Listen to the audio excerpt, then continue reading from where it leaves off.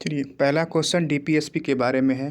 पहला दिया है, सिद्धांतों में गाय, बछड़ों और अन्य दुधारू पशुओं और पशुपालन के वध के निषेध के लिए प्रतिज्ञा करता है। तो ये सही है। डीपीएसपी में आर्टिकल 48 इन सब चीज़ों के बारे में बताता है। तो आपका पहला स्टेटमेंट सही है। सेकेंड है, इन सिद्धांतों में निहित प्रावधान गैर न्याय संगत हैं।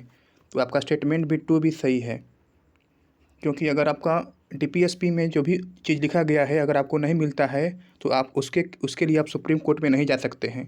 अतः स्टेटमेंट स्टेटमेंट 1 और 2 दोनों सही हैं। इसमें बताना है कि गांधी जी के द्वारा किए गए सत्याग्रह के बारे में। तो सबसे पहले चंपारण गए थे, उसके बाद अहमदाबाद मिल हड़ताल, फिर उसके बाद असहयोग। थर्ड क्वेश्चन है, निम्नलिखित में से किसने भारतीय राष्ट्रीय कांग्रेस को एक सूक्ष्म अल्पसंख्यक के रूप में वर्णित किया था? तो सबसे पहले आपको पता हुआ कि लॉर्ड डफरिन के समय ही कांग्रेस की स्थापना हुई थी और उसने ही कांग्रेस को कुछ लोगों का समूह बताया था। तो इसका ऑप्शन हो जाएगा लॉर्ड डफरिन। इसमें बताना है आर्टिकल 108 के अनुसार। आपको आर्टिकल 108 में संयुक्त बैठक की चर्चा की गई है।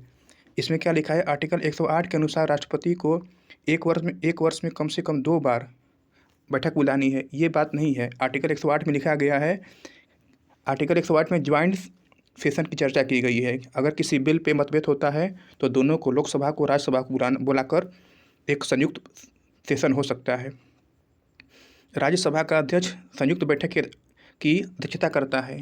ये भी आपका स्टेटमेंट गलत है, क्योंकि जो ज्वाइंट सिटिंग होता है उसका जो चेयरमैन होता है, अध्यक्षता करता है, वो लोकसभा का अध्यक्ष होता है। अतः न तो एक सही है न तो 2 सही है। धन्यवाद।